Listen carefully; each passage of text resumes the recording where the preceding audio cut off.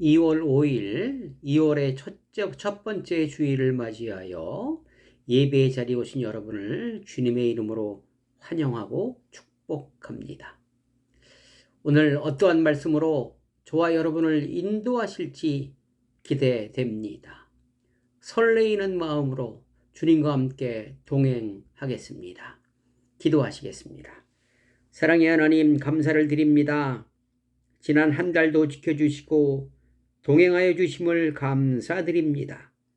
허락하신 2월 어떻게 인도하실지 설레입니다. 오늘 주시는 말씀으로 무장하여 주님의 뜻대로 이루어 드리는 복된 삶 살아내게 도와 주시옵소서. 감사하며 예수 그리스도의 이름으로 간절히 기도드리옵나이다. 아멘. 오늘 저와 여러분이 주신 하나님의 말씀은 마가복음 8장 27절 이하의 말씀입니다. 봉독해 드립니다. 제자들이 빌립보 가이사라 여러 마을로 나가실새 길에서 제자들에게 물어 이르시되 사람들이 나를 누구라 하느냐? 제자들이 여짜와 이르되 세례 요한이라 하고 더러는 엘리야 더러는 선지자 중에 하나이니이다. 또 물으시되 너희는 나를 누구라 하느냐? 베드로가 대답하여 이르시되 주는 그리스도시니이다 하매 아멘. 사랑하는 성도 여러분, 지난 한 주간 어떠한 삶을 살아내셨습니까? 내 이웃이 어디 있느냐는 질문에 무엇라 대답하셨습니까? 빨리 가려면 혼자 갈 것이요 멀리 가려면 함께 가라는 말이 있습니다. 창세기 33장 13절 야곱이 그에게 이르되 내 주도 아시거니와 자식들은 연약하고 내게 있는 양떼와 소가 새끼를 데리고 있은즉 하루만 지나치게 몰면 모든 떼가 죽으리니. 야곱의 고백이지요. 연약한 자식들과 빨리 가지 못하는 소와 양, 즉 이웃이 있어서 빨리 갈 수 없고 천천히 그들과 함께 가겠다는 의미일 것입니다. 교회나 어떠한 단체에서 계획을 세우실 때, 어떠한 일을 진행하실 때 가장 우선순위는 연약한 사람들입니다. 연약한 사람들에게 기준을 맞춰서 일을 정리하면, 일을 진행하면 무리가 없습니다. 그러나 그들을 무시하면, 사회적 약자를 무시하면 일이 진행되지 않습니다. 그런 점 유의하시고 계획 세우시기를 바랍니다. 하나님께서도 저와 여러분에게 빨리 가기 원하지 않습니다. 인생은 길지요. 또 함께 가라고 말씀하십니다. 함께 완주하라는 말씀일 것입니다. 나는 빨리 갈 수 있지만 그래서 빨리 갔는데 내 주위에 아무 사람이 없다면 그처럼 황당한 것도 없을 것입니다. 이 추운 겨울 내 이웃은 어떤 사람인지 살펴보시기 바랍니다. 여러분의 눈에 보이고 귀에 들리며 또 생각나는 사람이 여러분을 축복하시기 위하여 보내신 하나님의 선물일 것입니다. 주신 선물 잘 감당하시고 잘 챙기셔야 합니다.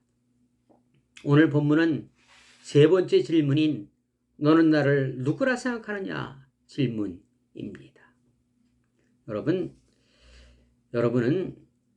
주님을 누구라고 생각하십니까?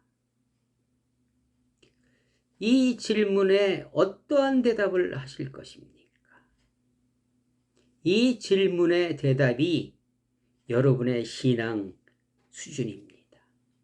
여러분이 생각하고 있는 삶의 현실이기도 하지요. 이 질문은 예수님께서 제자들에게 하신 질문이기도 하지만 저와 여러분에게도 하신 같은 질문입니다. 질문하시는 배경도 기록되어 있지요. 배경은 이렇습니다. 빌립보 가이사라에서 질문하신 내용이라고 합니다. 여러분, 왜 빌립보 가이사라라는 지역에서 질문을 하셨을까요? 다른 지역도 많을 텐데 하필이면 빌립보 가이사라에서 하셨을까요? 그것은 그렇습니다. 이 지역은 낙후된 별 볼 일 없는 작은 동네였습니다. 이 지역을 통치하는 분봉왕이 이곳에 와서 보니까 경치가 너무나 좋고 너무나 좋았던 것입니다. 이곳에 살고 싶어서 이곳을 발전시키기로 결정을 했습니다. 여러분, 발전하려면 뭐가 있어야 되나요?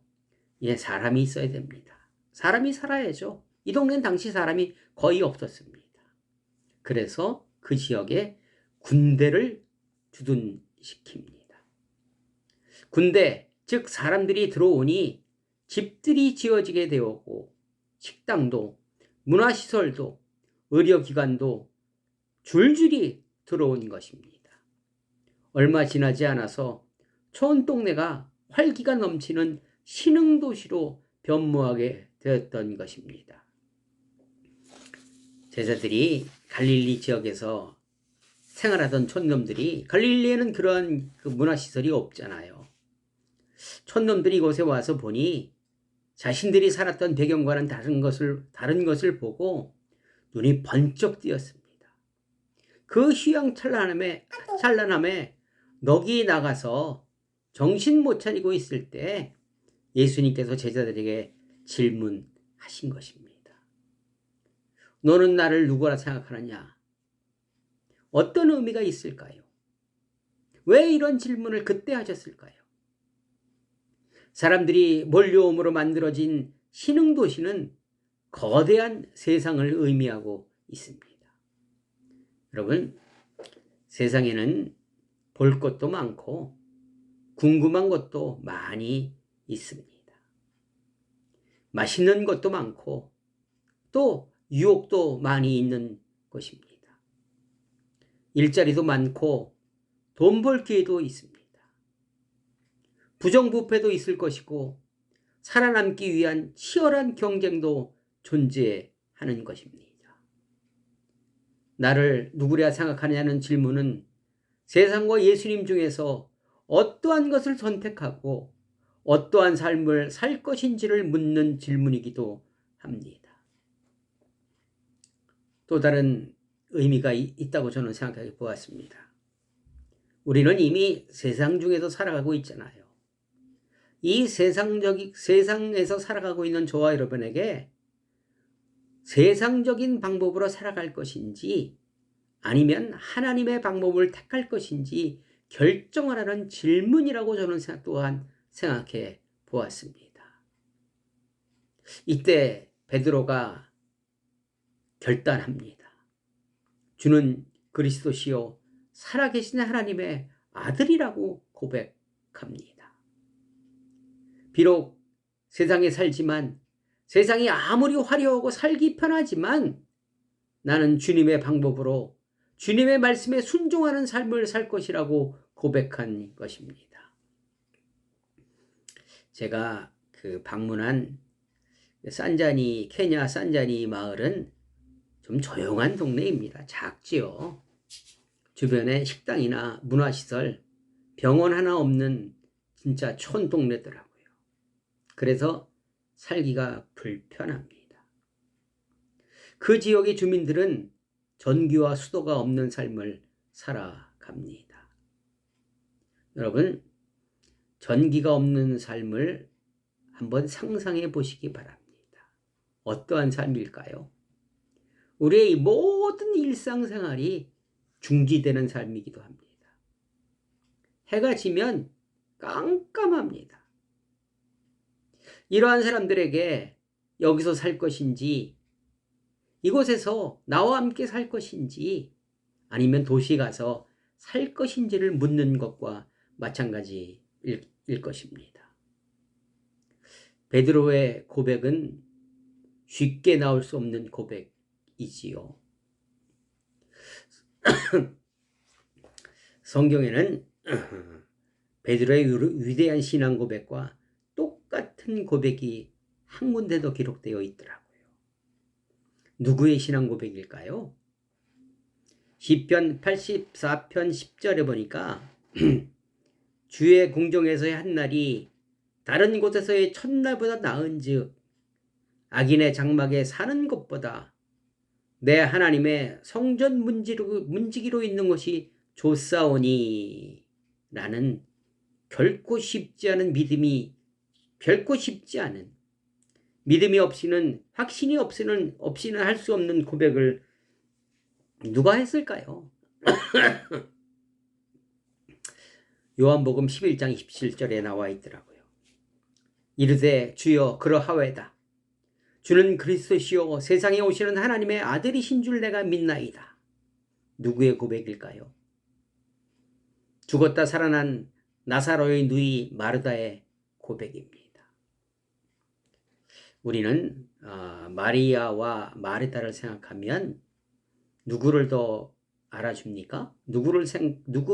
어떤 것에 편견이 있습니까? 네, 마리아를 알아주죠. 마리아는 예수님께 칭찬을 들었고 또 향유를 깨뜨린 여인이었고 마르다는 동생을 질투하는 여인이었기에 마르다보다는 마리아를 알아줍니다. 나사로가 죽었다는 연락을 받고 예수님이 그의 집으로 가시는데 상황이 별로 좋지 않아서 지체하게 됩니다. 나사로가 죽은 지 나흘 되었다고 합니다. 예수님이 오신다는 소식에 마리아는 예수님이 지체하여 자신의 오라비가 죽었다는 원망과 삐짐에 집에 있었고 마르다가 영접하러 달려갔습니다. 마르다는 비록 예수님이 늦게 오셨고 나사로는 죽었지만 이제라는 그러한 말을 하면서 모든 일이 정리되리라 믿고 있었습니다. 예수님께서 마르다에게 내 오라비가 살아난다는 말씀에 마르다는 주는 그리스도시시며 하나님의 아들이라는 엄청난 고백을 합니다. 어떠한 믿음으로 고백한 것일까요?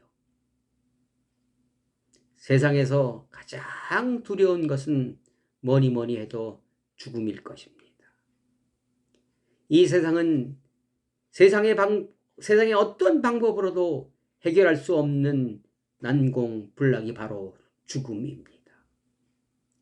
세상의 과학이 아무리 발전해도 자동차를 무인주행할 수 있으나 로봇이 수술을 대신할 수 있으나 그러나 생명력 있는 풀 한 폭이 나무 한 그루 만들지 못하고 있습니다. 100세 시대라 하여도 죽지 않게 못하는 것이 죽은 사람 살릴 수 없는 것이 세상의 현실이며 한계입니다. 아무리 화려하고 크고 보기 좋아도 살기는 편할망정 여기까지입니다. 이것이 세상의 한계입니다. 유한한 세상이죠. 베드로와 마르다의 믿음은 정녕 예수님이 어떤 분이라는 것을 확실히 알고 있는 세상의 어떤 것도 흔들며 빼앗아갈 수 없는 믿음을 가지고 있었기에 가능한 고백이었던 것입니다. 수고하고 무거운 짐진 자들아 다 내게로 오라. 내가 너희를 쉬게 하리라 말씀하십니다. 우리 모두의 삶은 짐진 자들이죠. 그 짐이 너무 무거워 헤어나오지 못하고 있습니다. 한 파도를 넘으면 더 큰 파도가 기다립니다. 내 힘과 능력으로는 어찌할 수 없는 것들이기에 그 앞에서 주저앉습니다. 작아집니다. 한숨이 깊어집니다. 한 파도를 넘으면 다음 파도가 기다리고 있는 것이 현실입니다. 이 파도를 넘어보려고 돈과 권력과 힘을 가지려고 합니다. 그것을 가지고 있으면 쉽다고 생각하기에 그렇습니다. 화려한 세상을 선택하고 달려가지만 손에 기름을 잡는 것과 마찬가지입니다. 정령 재물은 스스로 날개를 내어 하늘을 나는 독수리처럼 날아가니 어찌 잡을 수 있겠습니까? 험악한 세월 어떻게 살아가시겠습니까? 너는 나를 누구라 생각하느냐? 다른 질문이기도 합니다. 세상의 줄을 잡을 것인가? 하나님의 줄을 잡을 것인가? 이 질문을 저와 여러분에게 던지고 있는 것입니다. 하나님께 자유하면 세상의 종이 되고, 하나님의 종이 되면 세상으로부터 자유로워진다고 얘기합니다. 고린도전서 4장, 우리는 그리스도의 일꾼이라고 합니다. 일꾼은 어떤 일꾼일까요? 헬라어가 말하는 일꾼은 휘페라테스라는 단어입니다. 형용사지요. 시키면 시키는 대로 시키는 일만 하는 일꾼을 의미합니다. 시키는 일에 내 생각과 내 방법이 전혀 조금도 개입되지 않는, 개입해서는 안 되는 일꾼이 그리스도의 일꾼이라고 합니다. 하나님의 종이 되면, 하나님이 시키시는 대로 순종하면 우리의 삶은 행복합니다. 세상의 어떠한 유혹에도 뒤돌아보지 않을 수 있는 것입니다. 그분은 죽은 자도 살리는 힘과 능력이 있으신 분이기 때문에 그렇습니다. 이런 일도 하시는 능력의 소유자가 말씀하시니 믿을 만한 일 아니겠습니까? 아니, 믿어야 할, 반드시 순종해야 할 일입니다. 반대로 세상의 종이 되면 하나님과는 원수가 되는 것입니다. 두 가지를 다 섬길 수 없기 때문에 그렇습니다.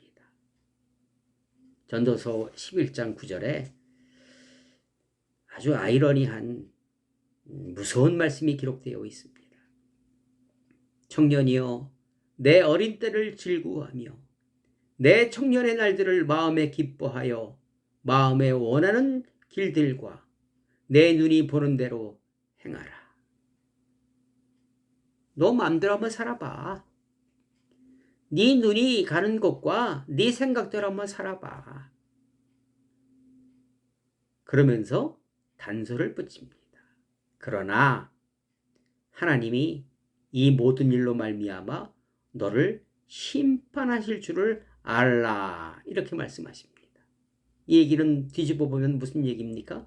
네 마음대로 살아봐서는 안 된다는 것입니다. 네 마음대로 살아서는 절대로 네 삶이 온전치 못하다는 그러한 무서운 말씀이기도 합니다. 우리에게는 자유가 있죠. 그래서 그 자유의 삶을 살아갈 수 있는 자유가 우리에게는 있습니다. 원하는 길들과 내 눈이 보는 대로 행할 수 있습니다. 자유이니까 그렇습니다. 그러나 그 자유는 단서가 있습니다. 내가 선택한 자유의 결과에 대하여 내가 책임지는 것입니다. 그 책임은 온전히 내 몫이라는 것입니다. 누구 하나 대신 책임져 줄 사람이 아무도 없다는 것입니다. 세상의 길과 방법을 선택할 수도 있고 하나님의 일꾼의 길을 선택할 수도 있다는 것입니다. 사랑하는 성도 여러분은 지금 어떠한 넘지 못할 파고와 싸우고 계십니까? 그 어떠한 것과 맞서고 계십니까? 그 싸움에서 누구와 연합하여 싸우고 계십니까? 누구와 함께 손잡고 싸우는 것이 현명한 방법일까요? 누구의 도움으로 지금까지 오셨습니까?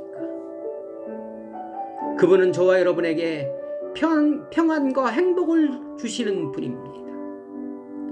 세상은 저와 여러분에게 복종을 요구하지만 그분은 우리 모두에게 협력을, 손 내미시는, 언제라도 열려있는, 잡을 수 있는 분입니다. 풍세와 구름을 보고 계신다면 결단하셔야 합니다. 너는 나를 누구라 생각하는 질문에 답은 여러분의 삶이 지금 말해주고 있습니다. 내 삶은 지금 어떠한 대답을 하고 있습니까?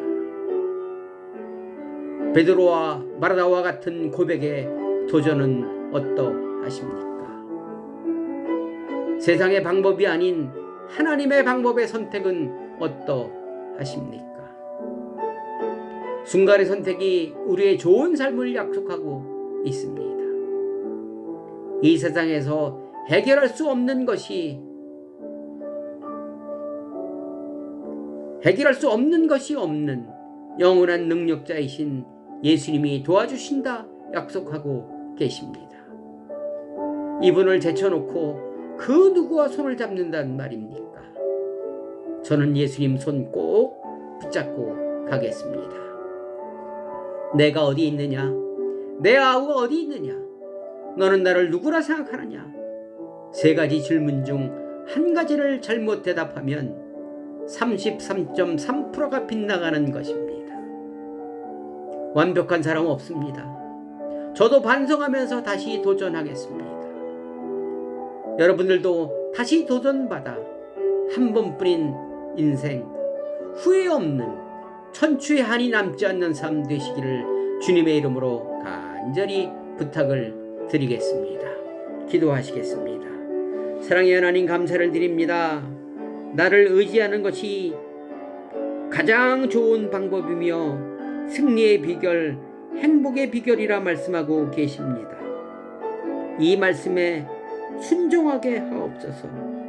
세상의 달콤한 유혹에 넘어지지 않게 하옵소서. 허락하신 2월도 주님과 함께 동행하게 하옵소서.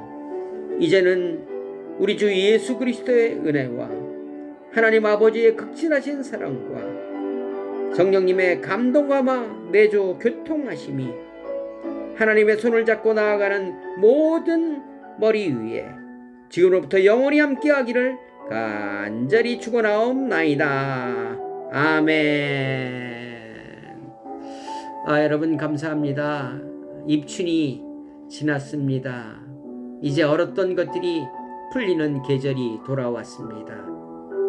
여러분들의 메인 것들도, 여러분의 문제도 날씨와 함께, 주님과 함께 풀렸으면 좋겠습니다. 여러분 사랑합니다. 여러분 사랑합니다. 사랑합니다. 다음 주에 또 뵙겠습니다. 감사합니다.